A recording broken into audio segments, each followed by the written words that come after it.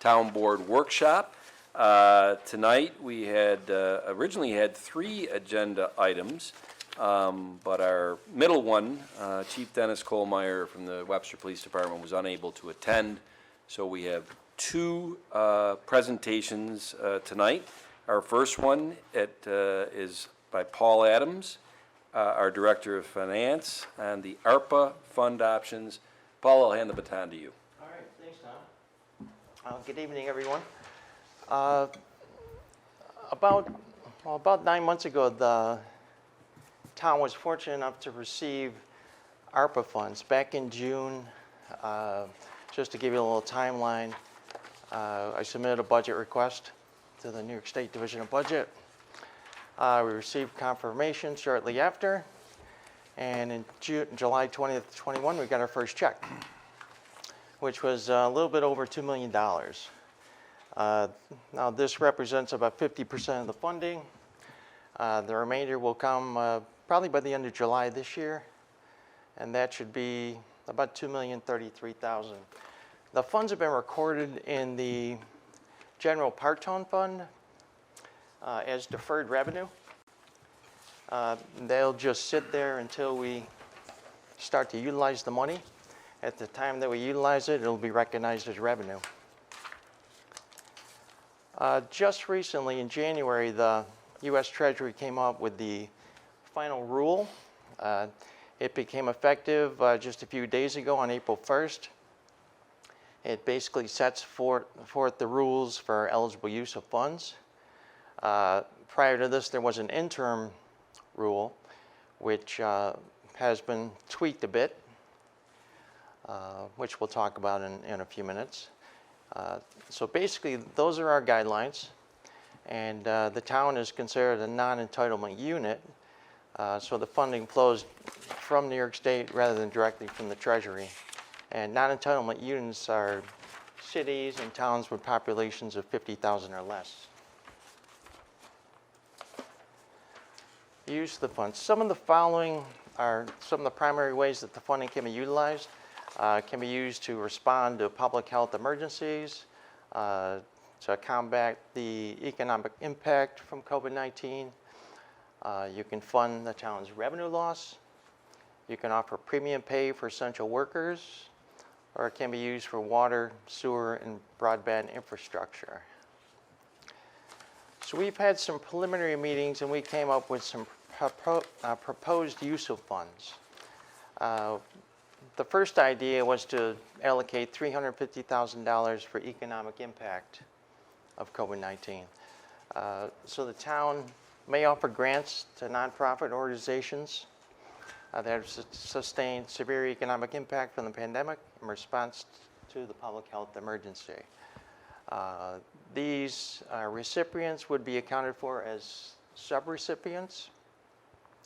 There is an annual reporting requirement that the town has to comply with.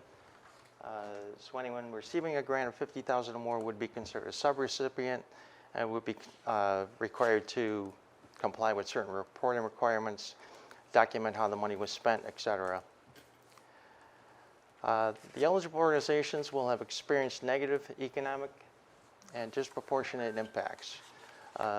Some examples of that may be decreased revenue, financial insecurity,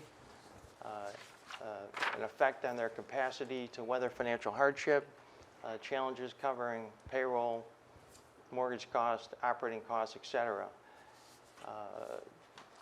Now, most of the expenditures that are eligible for reimbursement are from the period March 3rd, 2021 to the current date and beyond. But for economic impact, they actually allow you to go back in time a bit, so you can actually go back prior to March 3rd of 21. So the town is proposing to award grant funds to eligible participants, applicants. We're proposing that the grant applications will be due by the end of May. During June, we'll appoint a town subcommittee which will review the applications and make recommendations to the town board. And tentatively, we'd like to have those awarded at the July 7th board meeting. The second proposed use of funds is to replace lost public sector revenue, lost revenue that the town endured through the period of the pandemic.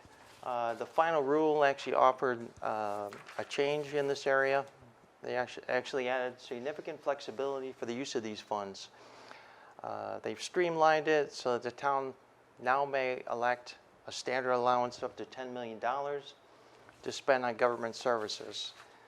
So this proposal, we're proposing to take roughly 1.2 million of the funds and designate it as a standard allowance, which could be spent on many, many, many different things.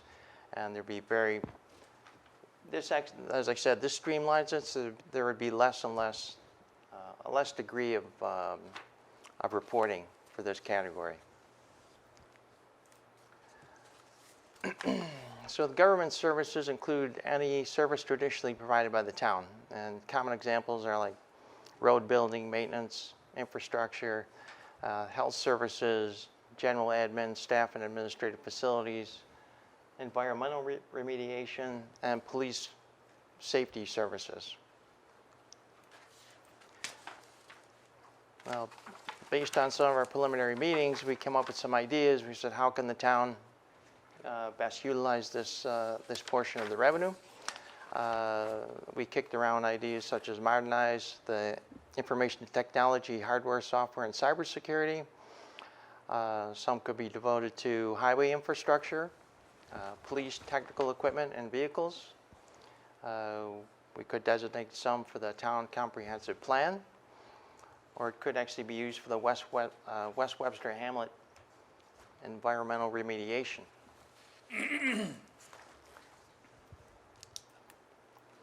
The third category is water and sewer infrastructure. We're proposing to designate $2.5 million. This category be designed to address the tremendous need to handle deferred maintenance issues regarding drinking water systems, treatment of sewage and stormwater. In our case, it would be wastewater treatment. So it applies for the construction of publicly owned treatment works. And as you know, we're in the preliminary stages of beginning the wastewater treatment plant phase 2 project. It's a $31 million project, and these funds could actually be applied toward that. We're also applying for a WIA grant, which requires a 75% match. I was concerned that that might be an issue, but found out within the past couple of days that it's not. You can actually use the ARPA money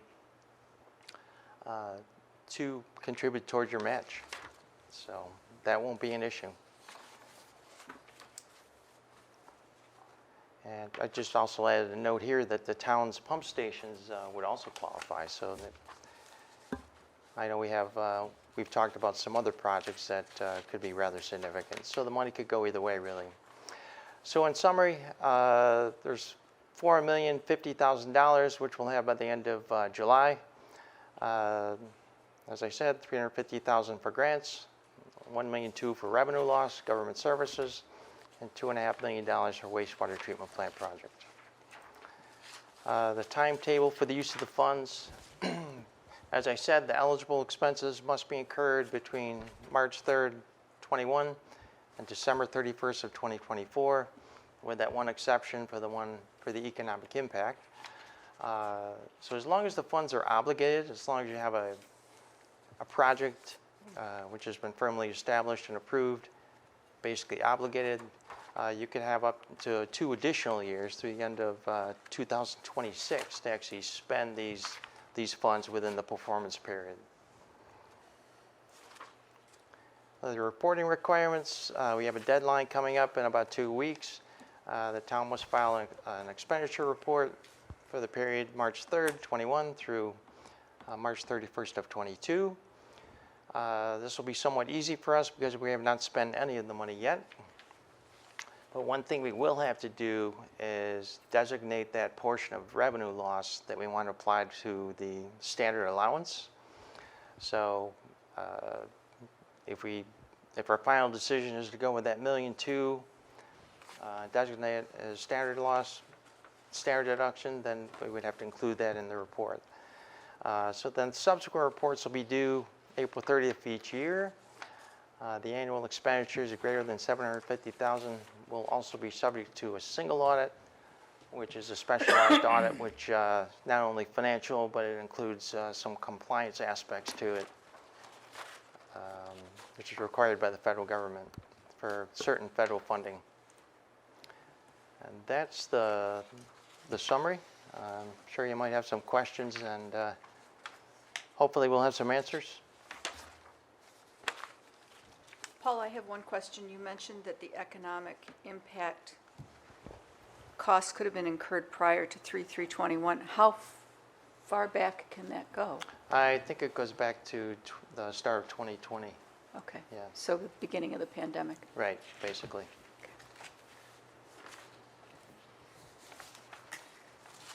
So we've had these funds for coming up on a year, correct?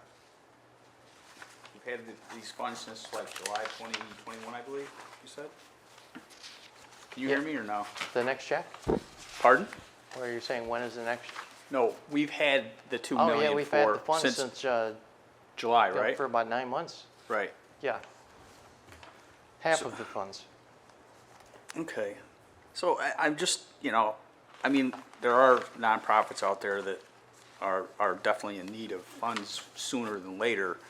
And so I was wondering if you could elaborate a little bit on how this subcommittee is going to work. Because in the spirit of getting these funds out as soon as possible,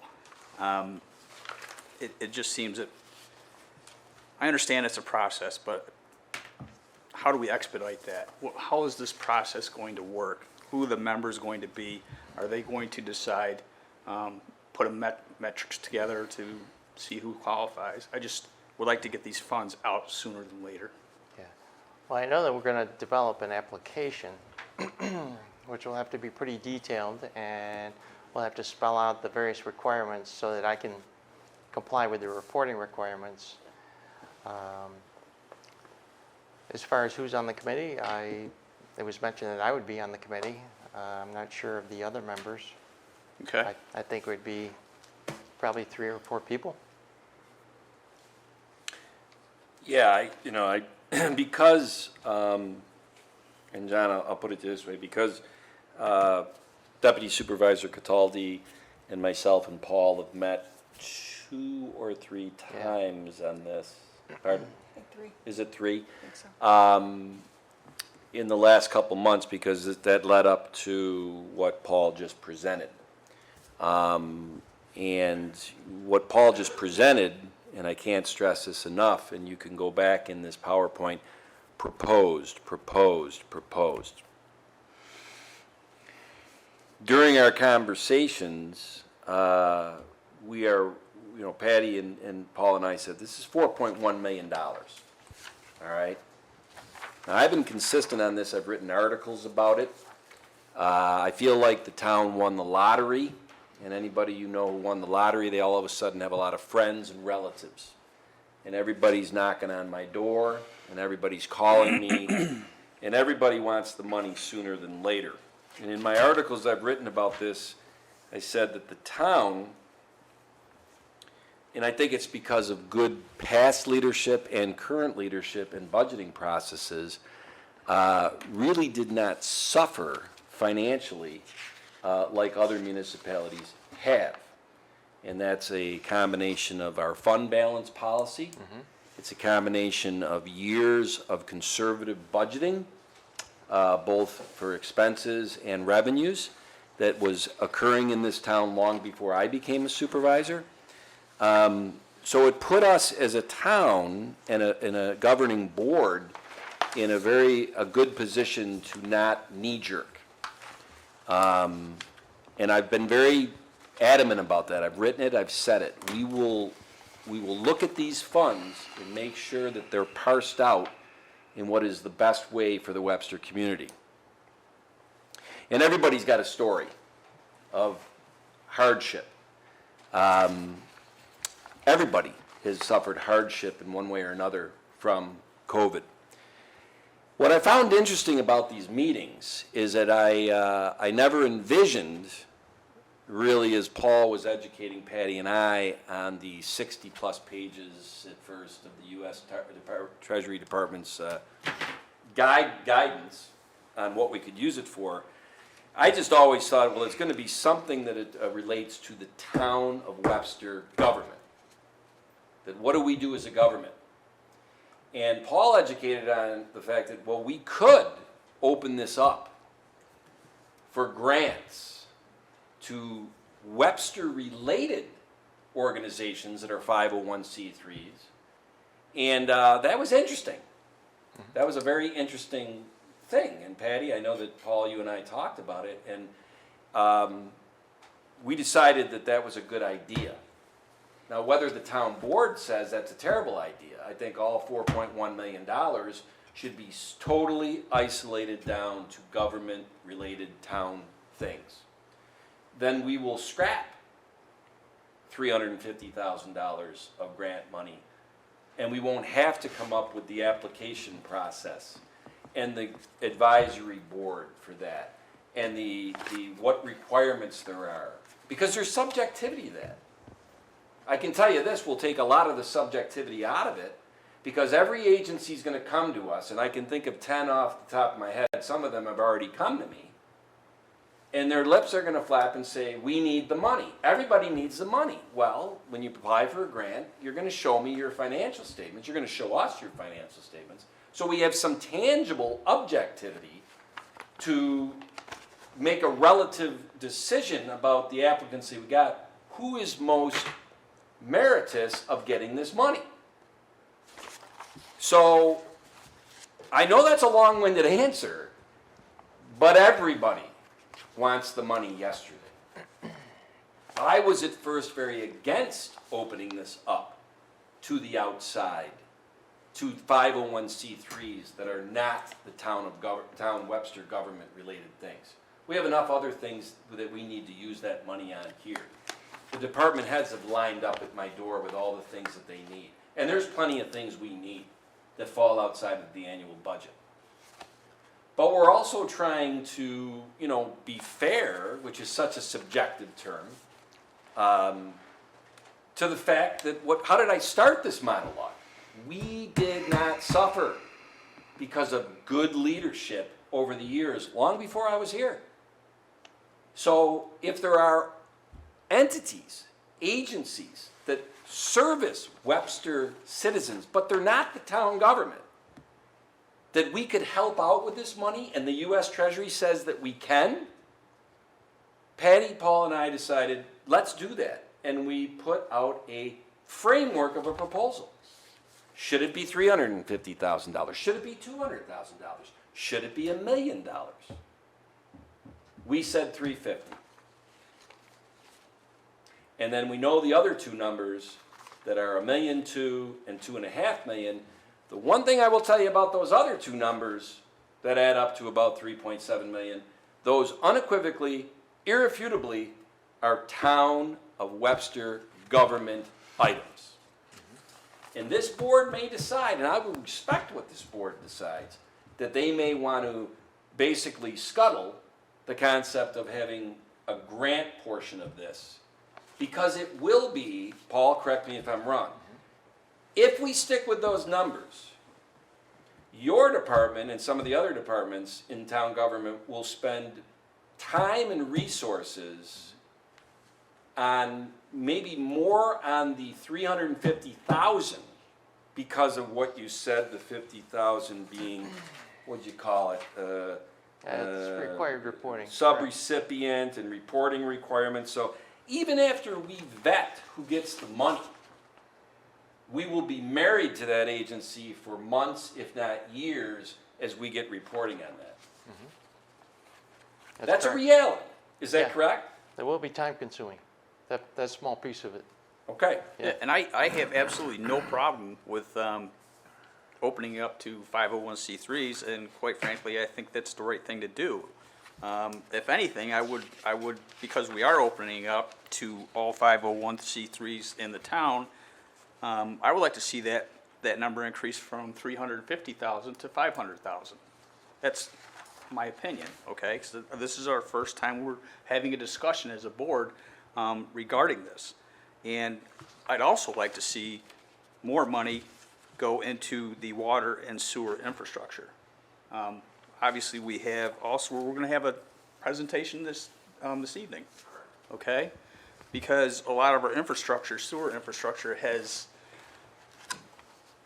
been in need of upgrades for years, and really haven't had those upgrades. And now we have an opportunity to allocate monies towards that. And I just think I'd like to see those funds increased. John, can I ask you this, and I know you're seeing this for the first time, well, I mean, you got the packet yesterday, but this is the first time. One number goes up, one number goes down, so the Correct. 150 increase to the grants Yep, means that the general services of $1.2 million, I'm gonna say, is gonna come down by 150. right. Now you want more for sewer, so now we're at $1.05 million Yep. for replacing lost public revenue. How much more than the $2.5 million proposed in this for water and sewer do you envision more? How much more than $2.5 million? I'd like to see at least $500,000. So you want that to $3 million, Yep, and that would mean that on April 30th, when you report, which will be easy reporting on what we've expended to date, 0. Yeah. But when you tell the reporting agency about what are we saying for the replacing lost public sector revenue, based on Councilman Cahill's proposal, we would be at about 650. Is that right? 550. 550. 550 for things such as the modernization of the IT hardware and software of the town government, highway infrastructure that you put as an example. I take it that's not our roads per se, that's more our highway garage and things. Is that correct? It can be used for roads. Okay. Roads, bridges. The town comprehensive plan, which I know we have a presentation, I think, slotted for May 12th on that. The West Webster Hamlet environmental remediation, last we saw that cost, well, it's not the remediation. Not the Right, I remediation. wanted to It's say like, that. It's the holy testing. cow. It's It's the the testing, testing. right. But, you know, if you move the money up, one thing that is not moving is the 4.1 million total. right. So in Councilman Cahill's proposal, the two movings up creates 550 left for replacing lost public sector revenue and the categories that fall under that. Which I don't really feel is enough. I don't think that's enough to be meaningful on the projects that you just mentioned and things that we have coming up. I want to comment that while there may be many non-for-profits in the community who are listening and think, okay, let's make an application, we have to remember that in that grant application, there are very strict requirements, according to the government, on what that money can be used to be reimbursed for. So although there may be 10 or 15, they may not all qualify, and that's something we'll have to look at carefully. Right, and the flip side is there may be 25 or 30, and they may all qualify. So that's why, my thoughts are to increase that bucket of money for that. I understand your request for that and your concern with it.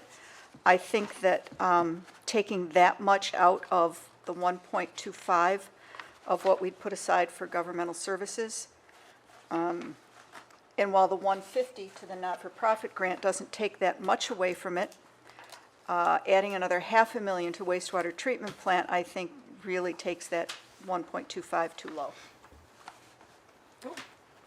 That's fine, we can leave, more money in there and not switch it from replacing lost sector, public sector revenue to the water and sewer, but I would still like to see an increase of 150,000 for the 501c3s.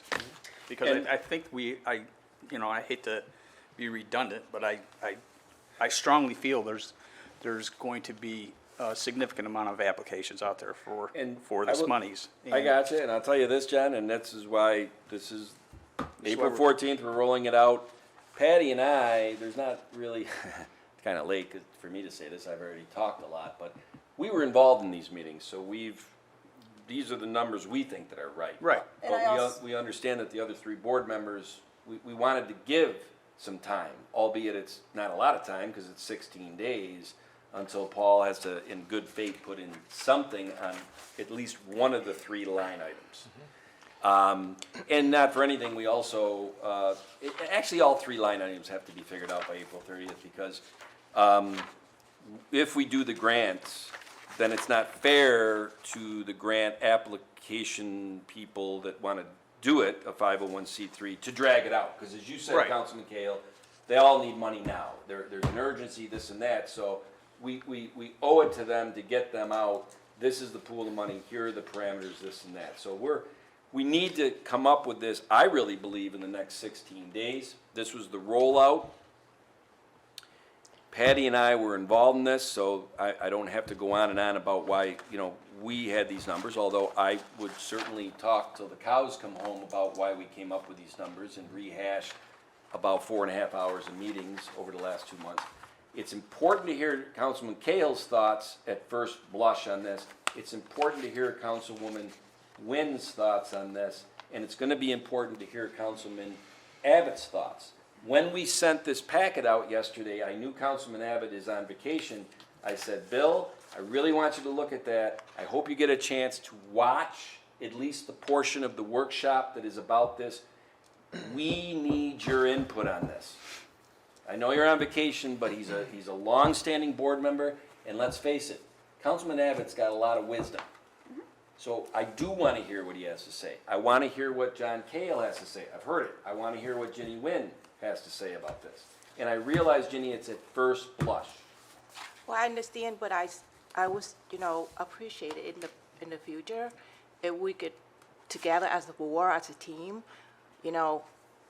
go into together and look at this first before we have a presentation like this. And Ginny, I will So- tell you this, all right? I want to be very honest with you, and I know that you're learning the newness to the board. That would be, I don't think we can have an executive session about this. I don't see where it comes under. No. either, Right, so- so with the board members getting together as five, public meeting laws, that can't happen. That's why a lot of what we do is two of the board members going out and taking care of something because they're not a quorum. That's why Councilman Cahill and Deputy Supervisor Cataldi have been assigned with Town Attorney Genesi to work with the NEQAL's leadership to come up with the amended contract. I've never sat in on one of those meetings, and the reason why I don't sit on those meetings, then there'd be 3 town board members. That's a quorum. That would have to be a public meeting. So, and Ginny, I realize but that's why we can't come to this and. I'd be do it. happy I to don't, I meet don't, with I you don't one-on-one, know though. that Ginny is necessarily saying, she wants to meet, an executive session. I think the point that she's trying to make is, we've had these funds since July of '21, and we're only now deciding or proposing how we're going to. Can I ask something, Ginny? I don't know. I don't want you speaking for Ginny. Right. I know you said we had the funds since July of '21. Is that what you meant, Ginny? Is it somewhere between July of '21 and now, like John is assuming that's what you meant? Or Well, did you think that the 5 of us could get together and work on this together? Which would be a normal thing to think of. It's what I thought of when I became the supervisor. Why can't the 5 board members get together over coffee? And I got slapped upside the head. You can't do that. Well, that's what was my idea too, because this way we don't just come in today and look at this. And Paul, it's a great presentation, and thank you so much. You're always, great in present and give us all the details and everything. But this is something that we need to take time. And again, I have, I'm a liaison for the museum and the library, and with the COVID and everything, they really need help too, with the grant. And I just have a meeting with the museum yesterday. Their roof is like coming down, and they scrambling to try to find the money to fix it. And I feel really bad. And then and the library the same way because of COVID, they don't have, enough funds to go in there to do more things for the kids and for the events that they want to do. So, I mean, we all want to represent our, constituents and everything else.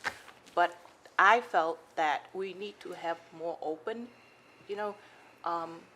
like you said, transparency is good and thing like that, but we need to have the same time. You and Patty and Paul have known this. Maybe you just call me in and say, hey, Jeannie, we have this fund.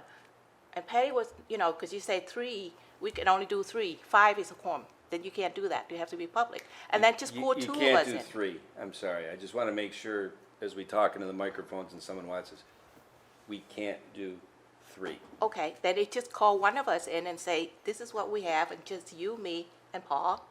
And then, and then do that, and just say, these are important. We need to get this. Do you understand? Like I say, I'm learning, and Sure. you guys all Yeah. like terrific and helping me out a lot, but something like this is very important. Sure. I- Yep. I just want to add that even though we've had 3 meetings about this, to the point of we've had it since last July, the requirements, the restrictions, the reporting, and all of that changed since it first came out. Just recently. Just recently, every Final time- rule was effective April 1st. so Right, the just a first few time we days ago. looked at it, it was one thing, and the second time we looked at it, it was another, so that required yet another meeting. Yeah, So it wasn't all set in stone of how we had, what the process was. Secondly, as far as discussion and transparency and all talking about it, that's what we're doing right now. And even though we met previously, we can't dictate what this is going to be, and that's why we're looking for more comments and, in full transparency, doing it at a workshop so that everyone can hear what we're talking about. It's unfortunate that Councilman Abbott is not here to add what he thinks. I really would like to hear from him in some correspondence on his thoughts on this, because this probably will move forward before he returns. Yeah. Right, and there, So and I there, think and, that- I'm sorry, go Can I ahead. finish? Thank you. Yes, I apologize. So we're presenting it tonight in a workshop, and I think this is something, do we have one more workshop on this? We could. I Before mean, the- certainly we can come back on the 28th and talk about it. I don't think there is a resolution aspect to this, Paul. I got to file by the 30th, just keep that in mind. Yeah. No, I understand. We'll be I out of think, compliance. I think filing by the 30th, the only thing that's going to change is just plugging in the number. Yeah, I can make this easy on you. The only number we have to identify is a standard allowance. The Well, other 2 numbers, you have complete flexibility. we the don't. grant and the sewer. And Paul, the reason why we don't, I mean, here's how if we said, this is the easiest play. Right, 2 million for the standard allowance, 2 million for the sewer plant, no grants. yeah. What happens then, post April 30th, is that Art and his crew figure out and talk to us about where you use the 2 million for sewer. Is it on the $31 million phase 2? Is it on what you're about to present to us, Paul, today, the Vosburg station? Is it on other collections? Then the other 2 million, which is the standard whatever, as Jenny just said, you want to advocate for the library, you want to advocate for the museum. All of those things probably fall into that $2 million Which we standard. can decide later on. Your presentation gives some ideas, Their bullet ideas. points of what could fall under the $2 million standard. That, like, we don't have to obligate the money to specific things in that until the end of '24. That's how much time we'd have to work on it. All right? And we'd have a lot of time. The problem is that because on April 30th, they're telling you, when the final rule came out on April 1st, you need to lay out the standard deduction, right? Yep, that's the one part I have to fill in. Because, and no good deed goes unpunished, I guess, we decided through these meetings that we should put out some to outside of town government, grant thing. Well, We've created our own confusion or whatever. We could make this very simple, scrap the grant program, split it 2 million to the sewer, 2 million to the general stuff, and we go on our way in May and have great communication thereafter about, with Art and his crew about what to do with the sewer stuff, and then with the rest of the board and all the other departments about what to do with the other 2 million for standard deduction. I just want to make something a little clear, we didn't decide that that money would be put to grants, we're just suggesting. When we looked at this in the beginning, we didn't decide that, it's just a And thank you, suggestion to Patty. the rest of the group. Go through the 17 pages, proposed, Right, but- proposed. but I It's proposed everywhere, Yes, all right? Because of the US Department, and we're gonna move on from this, because we don't have Bill here, but we're gonna get Bill's feedback. If we come back here on March, or April 21st at a regular board meeting, Bill's still not gonna be here. It's not a workshop thing, but maybe we can get some more input and insights from John and from Councilwoman Wynn. Maybe you and I have got some new ideas about this. Obviously, by April 28th, I think we have to get this locked down, because you have to make the submission. Yeah. and we can still discuss at the 21st meeting, if it's not a resolution, it's not a resolution. Right. Yeah. Yep. Yeah. And I don't think Bill is gonna be here for that. Like I said before, and we'll move on, I had reached out to Bill yesterday via email, just saying, hey, read this 17 pages, this presentation. If you get a chance, if you can watch live on Facebook, I hope he's not, I hope he's having fun someplace. But go and watch the tape so we can get a flavor for what Councilwoman Wynn said, what Councilman Cahill said, all that, and Bill's own input on this. Maybe Bill says, I think John is dead nuts right. We need to go to 3 million on the sewer, we need to go to 500,000 on the grants, and we take the standard deduction down to 550. Now, I We'll know see. we have to move on, and I appreciate everybody's input. And my last comment will be that, you know, I would be very disappointed if the grants aspect of these funds was removed, and I will advocate heavily that they remain in. That's all I have to say. I love it. Thanks, Paul. Oh, you're welcome, Tom. Hey, speaking of Paul, I said you'd start well before 6. Starting after 6, huh? I'll take the blame for it. No. Our second item tonight, and last item tonight, is a presentation by Paul Chatfield of MRB Group on the Vosburg Pump Station Preliminary Engineering Report.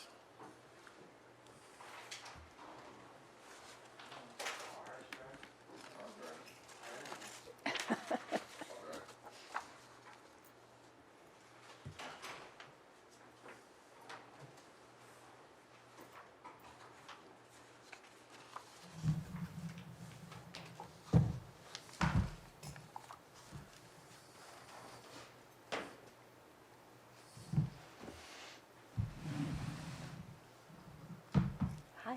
I'm gonna hand the baton to Art and Paul. Yep, so we're gonna talk about Vosburg Pump Station, and thank you for giving us the time. For many years, prior to me, and I know I've been talking about it in my time here, the deficiencies at our Vosburg Pump Station. Vosburg Pump Station is our largest pump station, both physically and by flow, heads and tails over anything else that we have. It is, and I know, Paul, you're gonna touch on some of this, it's well over 40 years old. We're in dire straits with that station. Paul's gonna touch on that. I know, Patty, you've been there with us during last year's rains.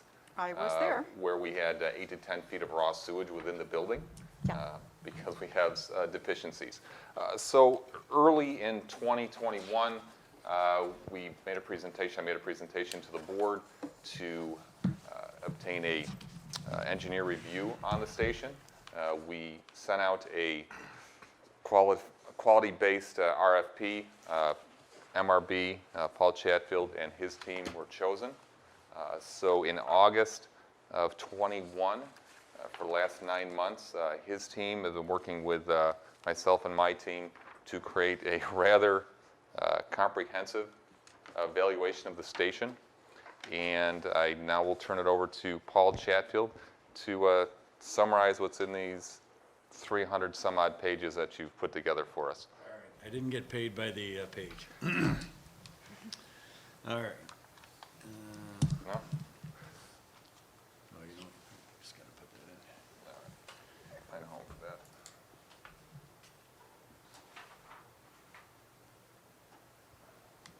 Okay. Well, thank you for having me here tonight to talk about the pump station at Vosburg. I was thinking on my ride here, how could I make it exciting to talk about pump stations and treatment plants? I've done this for 40 years, and I still haven't come up with a way to make it exciting. So I'll do my best. This is the Vosburg Pump Station, 601 Vosburg Road. This pump station provides sewage pumping through two force mains that discharge over by Whiting Road. And that pump station provides sewer service to kind of the northwest portion of Webster and a portion of Penfield. And I will tell you from the investigations, and I've been out there numerous times working with Art and the sewer department, the job that they do is really remarkable. To have such good staff all across the board. This pump station is in need of repairs, not because of the staff that you have working on it. It's 42 years old. And a 42-year-old pump station would be like having a 15-year-old car. You can keep it going. It's rusting out, you know. You might have to replace the brakes, and sooner or later you have to replace the motor. The pump station is the same thing. It has a useful life. It's well in excess of its useful life. I guess that's the first thing that I want to share. Two things that we found relating to the system. First is the age of the system, and then the second thing is the significant component failures within the system. The pumps, the valves, the controls, many other things. But the operation and maintenance problems have plagued the station, and nobody likes to have to pay for sewage, but they sure don't want to have it backing up into their houses. And, you know, this is a problem that we got to make sure that we, you know, take care of. The capital improvement plan provides a comprehensive evaluation of the needs of the system, coming up with a plan of attack, a long-range plan of attack. One of the problems is that the existing pump station has no working flow meter. So as part of our investigation, we did 8 weeks of flow monitoring. Fortunate enough, we were able to pick up normal storms or normal daily events. Plus, we were also to pick up several storm events. Minimum flow in the middle of the night, a little over 330 gallons a minute. Normal daily flow, a little bit under 600 gallons a minute. That's your typical average across the board flow. The maximum average flow typically occurring at times when people are starting to use the bathrooms and the water usage at home. Early in the morning, later in the afternoon and the evening, that was just a little bit under 1,000 gallons a minute. The pump station is designed for 2,310 gallons per minute. There are 3 pumps in the pump station, but we've had wet weather events that have gone well above 1,000 gallons a minute, and in some cases above 2,000, and in some cases above the actual capacity of the pump station, 3,000 gallons per minute and above. One of those events occurred, I think it was the 26th of October, and I think Patty, you had been out there. I was there. It was about 11 o'clock at night. Yep. Just for reference, I looked at that pump station earlier in the day. I went out and visited the station early in the day, about 11 o'clock in the morning. It was after it had rained early in the morning. The pumps were keeping up with it at 11 o'clock in the morning, 11 o'clock at night, whole different story. There were some pretty tense moments when it seemed as though it was taking care of it, and then it would kick off, and then it would start rising again, and how far is it going to rise? And our You're crews absolutely right. worked really hard on that all night. Yeah. And it was due to the antiquated controls we have. Yep. So some of the concerns, certainly the useful life has been exceeded, but more importantly, one pump is unable to be serviced because the valves on the suction and discharge side of the pumps are deteriorated to the point where they're not able to keep the pump station closed, to be able to go in and operate it. One pump is down entirely right now. That's a significant problem. So we're now, depending upon 2 of the 3 pumps within the system. I'm just going to show you some pictures. This is a couple of pictures. The south pump, which is out of service due to valve failure. This just shows the deterioration. Yes. Are those, at that pump station, are all 3 pumps designed to be running at the same time, or is one generally for backup? I'll get Yeah, that. go ahead. So normally, the pump station with 3 pumps, lead, lag, and standby. Right now, and actually, it's been for quite a while, we have a lead and lag. Okay. We do not have a standby. During high flows, you'll have 2 pumps kick on, and if needed, 3. Right. Obviously, if you're getting to 3, we're in trouble. Yeah.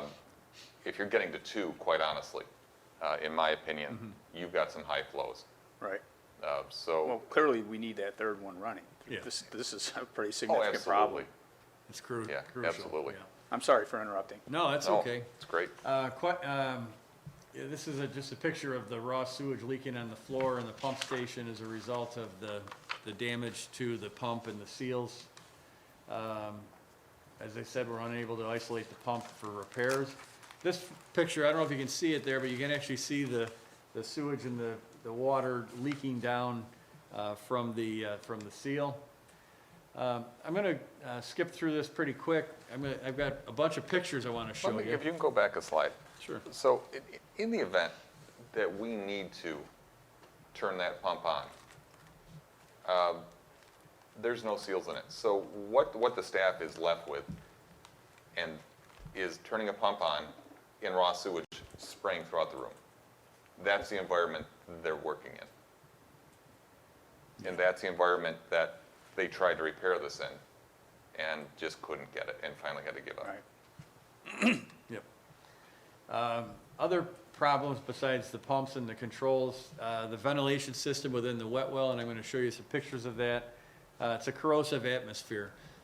Wastewater, as it comes into the wet well, and when it goes into manholes, the separation of the wastewater from the hydrogen sulfide creates that corrosive atmosphere, and the ventilation system in the wet well is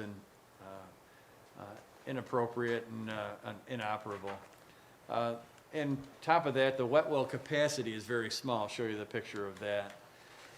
The emergency bypass pumping system that is in place was designed and put into place in 1980 and does not sufficiently provide capacity in the event of a high flow condition where we have 2,300 gallons a minute operating or above that. So that system is in need of significant improvement.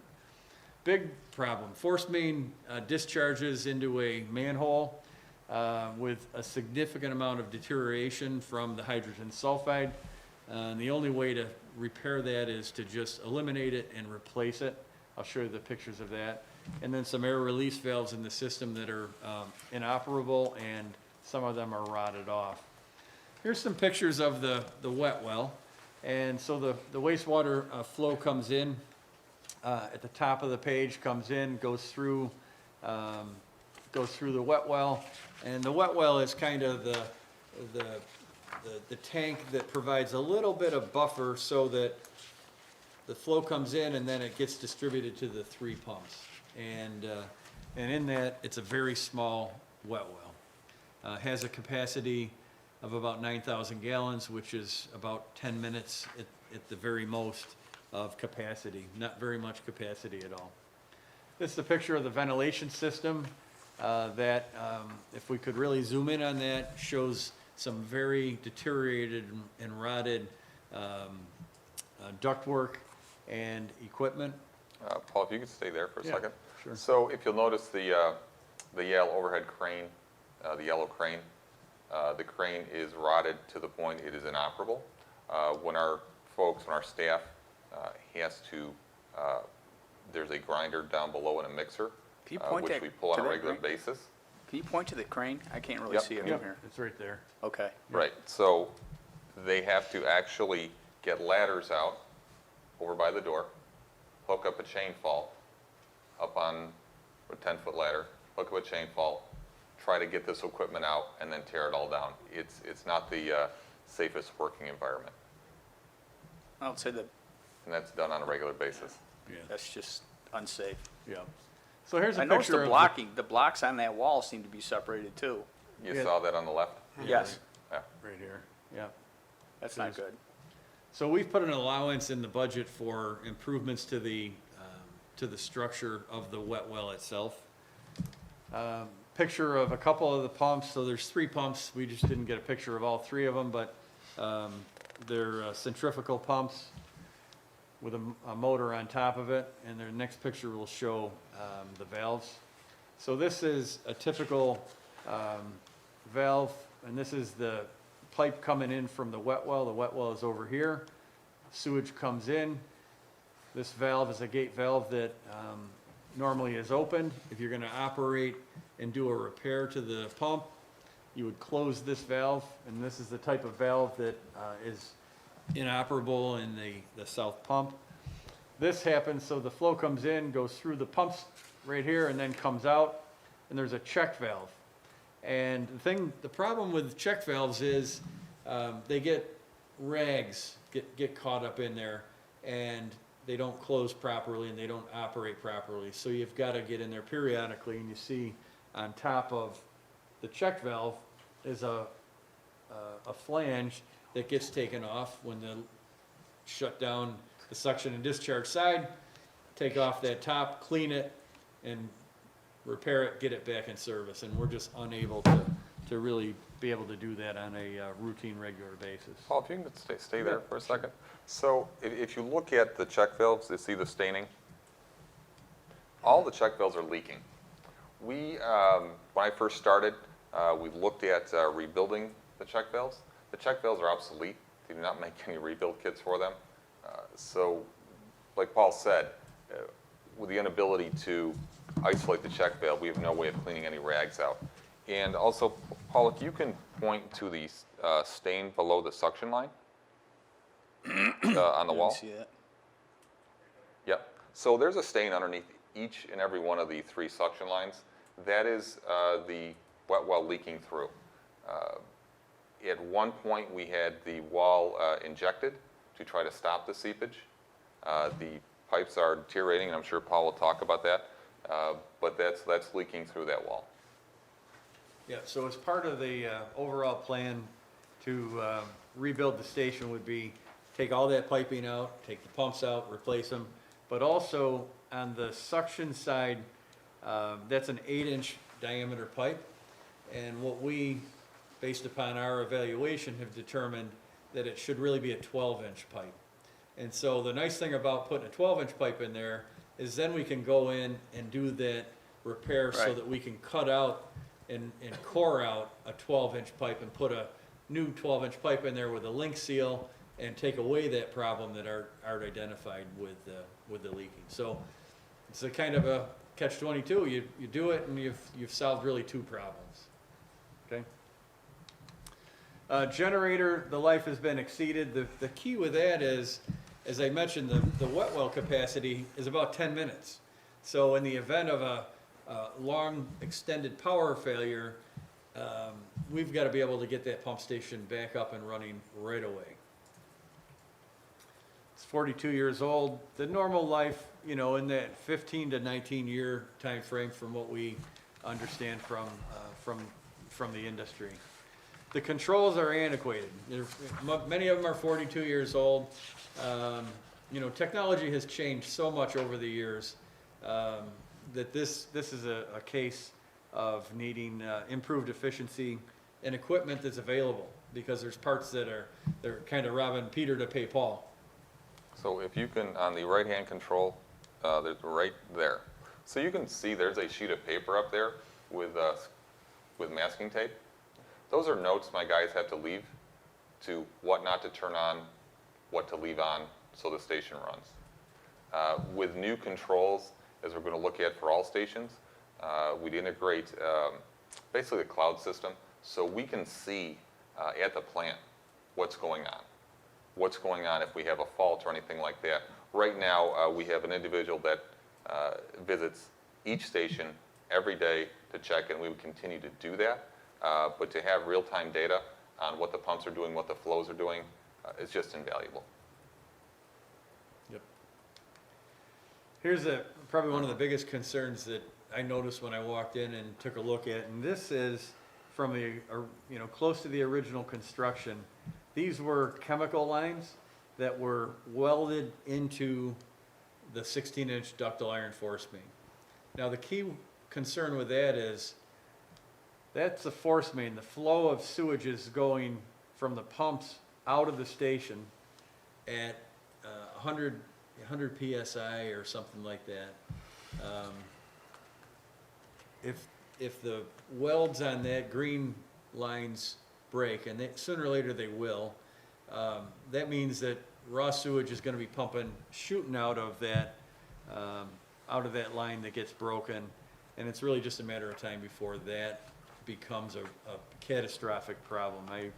I'm not trying to be doom and gloom here, but that is one area, big area of concern. Well, and to your point, Paul, so those are what we're estimating. The thickness of those pipes have rotted close to 40 to 50%. 2 years ago, I had the guys go out and clean them and start spraying them every month with galvanized spray to try to slow it down. And we did that for 4 to 5 months to try to maintain it. As Paul said, when they fail, there's no stopping it. Yep. So here's a picture of the air release valve. So there's two air release valves, one on Vosburg Road and one on Van Alstyne at Shoemaker. Is that right? Right at the intersection. And this happens to be one that is got the air release valve installed still. We're not quite sure if it works or not. We don't think so. But you can see that the force main right next to it has a saddle with a cap on it. And that one has been broken off and a cap was installed. So both air release stations are in significant need of improvement. And they were put in for a reason, and they need to be put back into service and operation. So as part of the improvements, we would recommend making improvements to that. Here's the picture of the discharge manhole.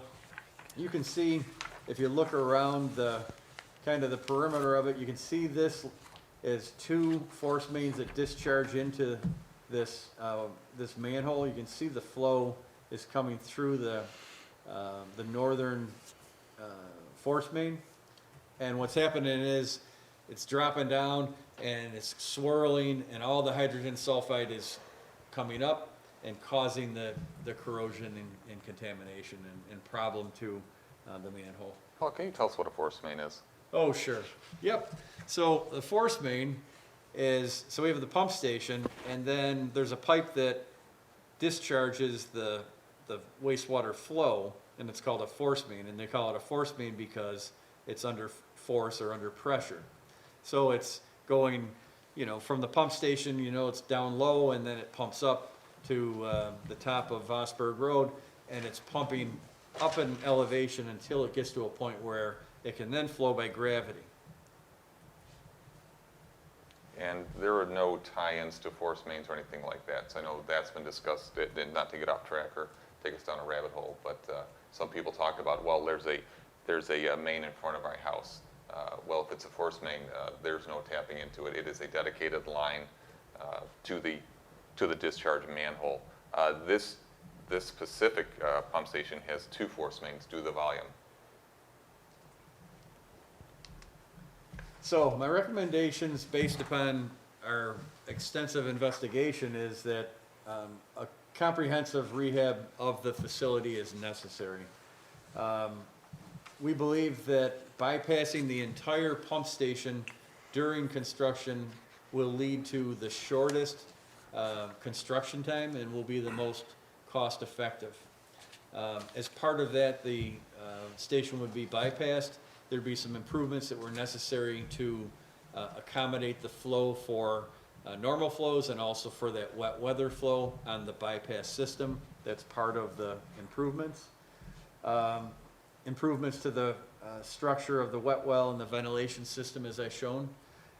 Replacement of the 3 pumps, piping, valves, et cetera, inside the station. We recommend switching to a dry pit submersible pump station configuration, which is, the sewer department is familiar with it. We feel it's more reliable. The nice thing about taking the station down all at one time is that you've got a clean slate to work with inside that station there to reconfigure the pumps and reconfigure the valves and the piping in a manner that's best suited for the pump station. A new flow meter, put a flow meter in there to know what the flow in the system is. Replace the antiquated controls, replace the generator, install the bypass piping, as I mentioned, as part of that temporary bypass, which will become a permanent bypass in the future. Improvements to the air release valves, 2 locations, replacement of that force main discharge manhole, and improved security measures at the pump station itself. So this project will require multiple prime contracts because of Wick's Law. Prevailing wage rates are required. So we came up with a estimated cost of $2.338 million for construction. We put a couple of contingencies in there, importantly because of the economy, the way that bidding is and the supply chain problems are. We've put a 15% contingency, plus we put a 10% material cost adjustment. We feel it's prudent for the board to consider both of those contingencies in establishing their budget. And then we've lumped together the legal, administration, and engineering services at estimated at 25%. So the total project cost, $3,508,000, is the cost that we anticipate if we were to proceed ahead with design of the project later this summer and bid it in the fall and start construction in 2023. The cost of delaying, who knows what the inflation rate's gonna be, but I used a conservative 6% inflation rate. I think CPI is gonna be around 7% possibly this year. So, by putting the project off, 4 years, a $3.5 million project would go to $4.4 million, probably at a minimum. I'd like to, project schedule. So project schedule, we think anywhere from 21 months to 32-month time frame. We know that the board needs some time to digest this and work with the other Paul, with the money. Yeah. Money Paul. Money, Paul. And then start the process. 6 to 9 months for the design and the permits and approvals. A couple extra months for that. Typically on these projects, the shortest time period is the construction itself.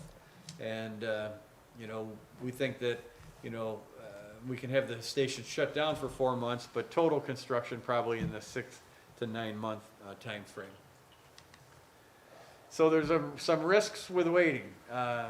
Potential for catastrophic failure, as we've talked about.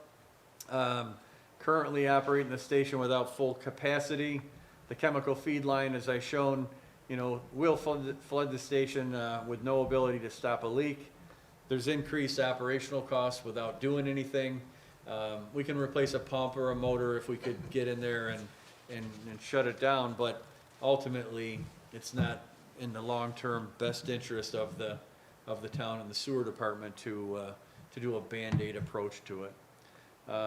Increased future capital costs associated with waiting on the project. The corrosive atmosphere, is an unsafe working environment, and all components are well beyond their useful life. Certainly, these improvements are not considered optional. They're really inevitable and necessary. Okay, I'd like to open it up to questions or maybe final comments from Art. Yeah, I actually have a question. So Paul, once this project is all done, what is the lifespan of that pump station? Well, I think you would be able to get another 40 years out of it. I think you would be able to. I mean, we're gonna be making some structural improvements that need to be made to it. And I would full expect that the pump station itself would. I think there are times that a treatment plant itself would not. Now, within that 40 years, you're gonna have to be replacing some pumps Absolutely. and some motors and things of that nature. But the structure itself and the system itself, 40 years. Okay.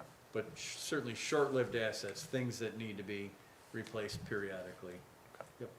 And Paul, you had mentioned, if we wait, might have to replace a pump or a motor. Bear in mind, we don't have the ability to replace a pump. The south pump, we cannot touch at all. Either the north or middle pump fail. We're down to one pump. Station cannot run on one pump. So it's. No, it's very comprehensive presentation, and I appreciate it.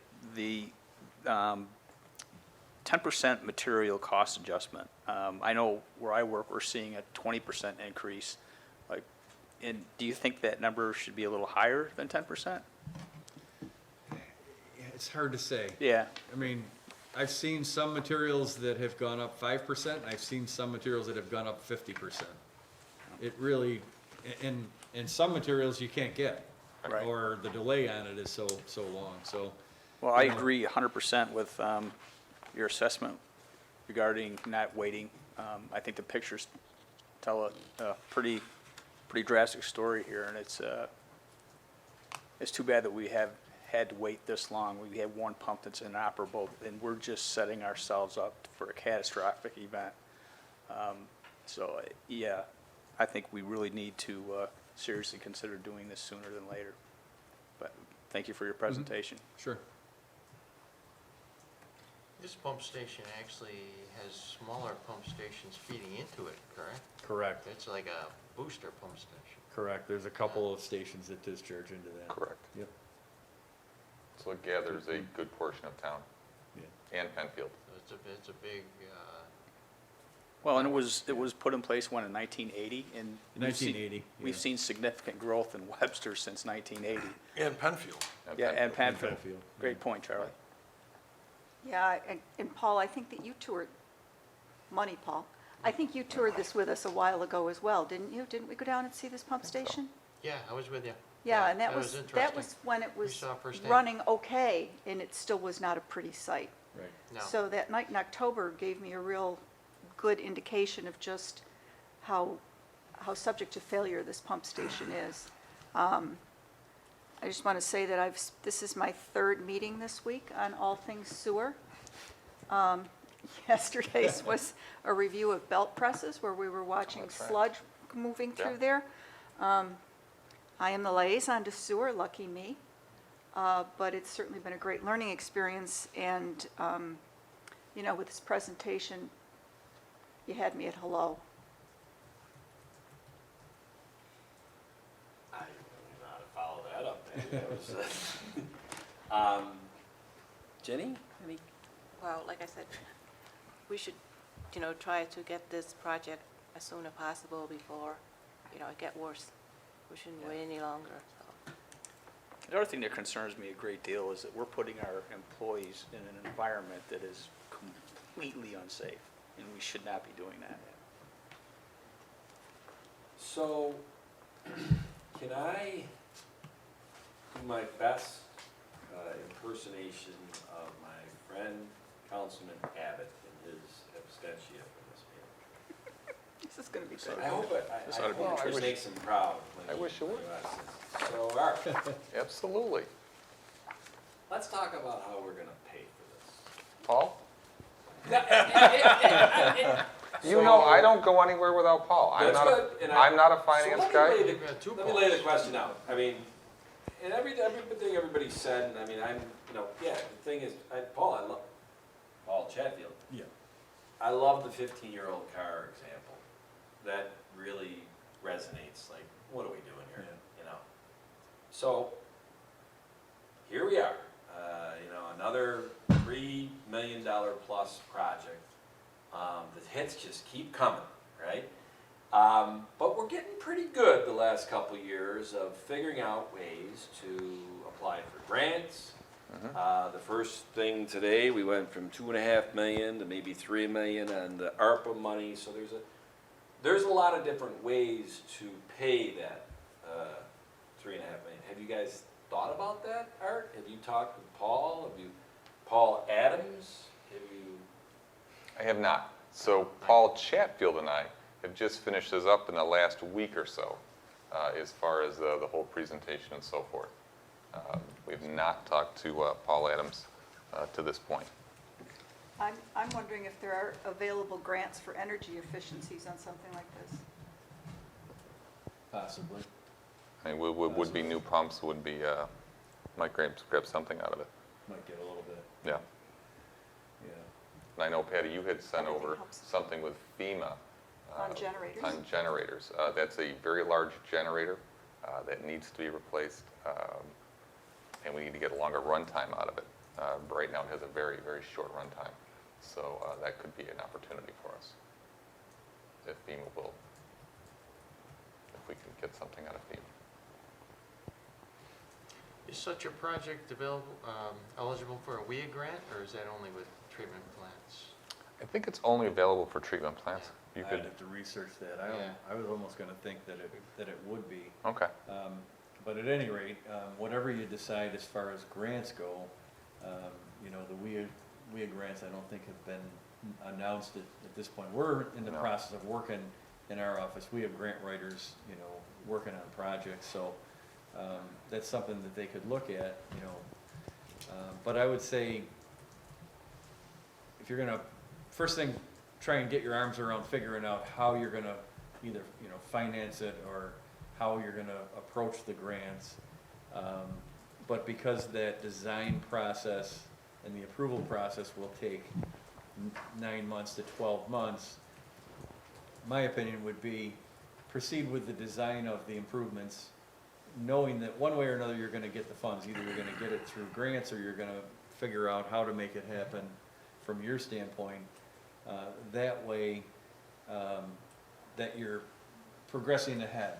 And the other thing is it's showing somewhat of a goodwill that you have skin in the game, that you are starting the process of design so that you can be ready to go. And I don't know if you would call that a shovel-ready, but that's getting pretty close to being a shovel-ready. If you have plans put together and you have permits and approvals and you're ready to go. Right, and I think you're absolutely right, Paul, because we run into this, we did the same process with our phase 1 at the treatment plant, and also with our current project, we needed to be shovel-ready. I believe the WIA grants are going to be announced literally any day. I got an email today. We're still waiting. I mean, they're a few months behind, but we're hoping to get those. Would you be able to talk to your grant team to see if something like this would be Sure. available for a WIA grant? Sure.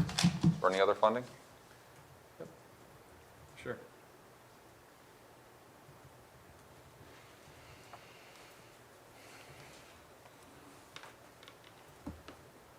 It's hard to believe that pump station will last another 2 years. No way. Councilman No Abbott, way. your question's been answered. It's gonna be touch I and go. didn't do a good job as Councilman Abbott. He's gonna give me probably a C if he watches this. Oh, Oh, you're getting a D. That's all you had? You think he'd give me a D? You gave him the D. Just ask Yeah. Councilman Abbott, have your questions been answered? Yeah, mine had been. So the design phase, what steps does the board need to take to move in that direction?